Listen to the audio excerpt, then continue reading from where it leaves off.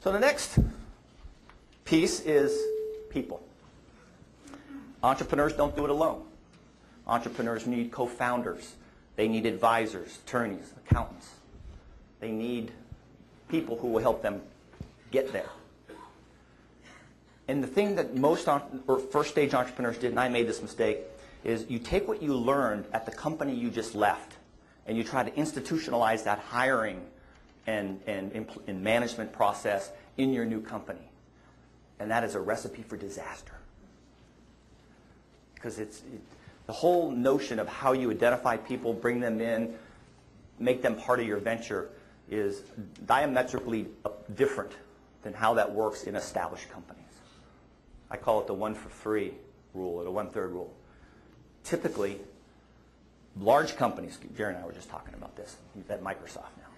Big companies, they hire extraordinary people and force them to do ordinary work. Startups hire ordinary people and inspire them to do extraordinary work. Established companies, they'll hire 3 people to do the job of 1. Startups will hire 1 person to do the job of 3.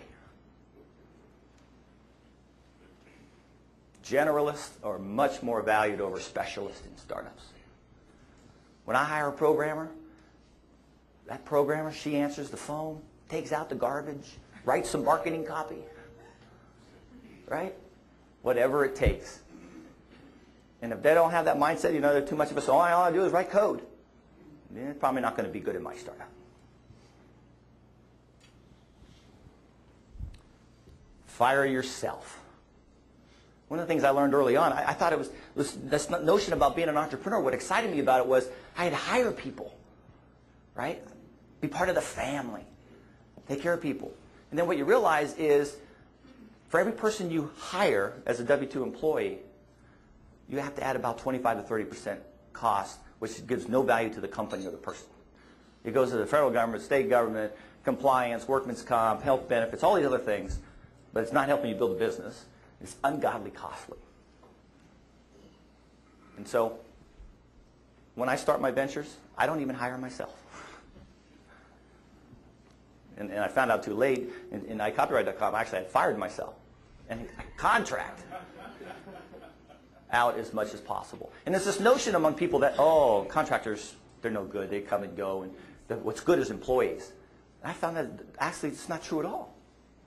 The contractors are as valuable, if not more valuable, than employees. In iCopyright, we had maybe 60, 70 employees, and we had like 30, 40 contractors, and they were just as productive, if not more productive than the employees. And it cost me a lot less in the end.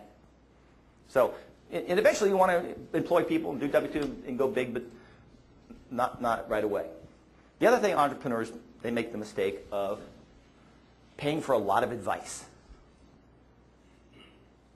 As soon as I start a company, people are lined up out the door to give me advice. And they charge a lot of money for it. Advice doesn't build companies. Work builds companies. So you can sit in front of an attorney and pay the attorney $200 to give you all your options about whether you be a C Corp or an S Corp or an LLC or whether you have a partnership, or you can spend $200 with that attorney actually filing the papers. Right? You can spend $10,000 with a marketing consultant to write you a wonderful marketing plan to tell you what you should be doing. Or you can spend $10,000 on collateral, on advertising, on going and visiting customers. So big companies, they can afford to spend a lot of money for advice on what they should be doing. Startups, don't pay for advice. Pay for work.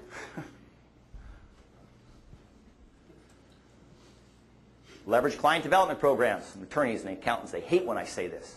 They all have this secret thing they don't want you to know about. It's called client development. These little budgets they have that help entrepreneurs out and don't charge them anything, hoping they're going to be a big client one day. So whenever I leverage professional services, I always ask about their client development program. And they go, how'd you know about our client development program?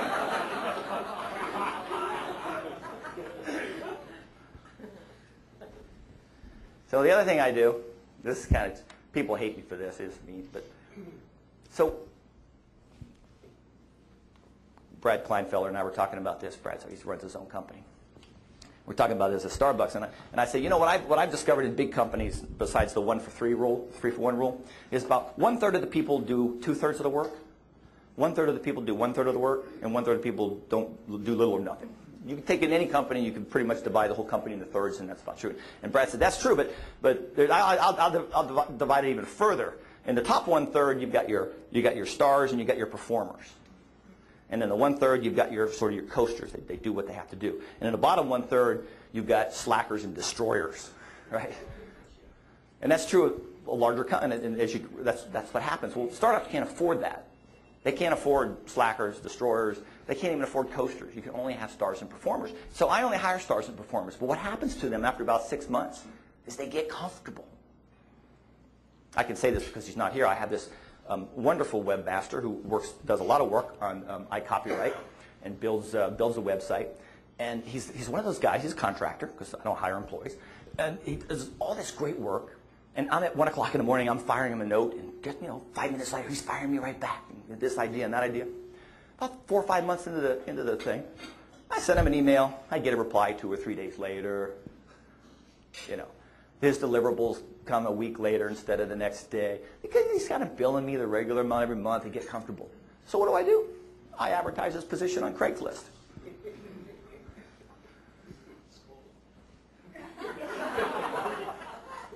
The next day I get an email right away.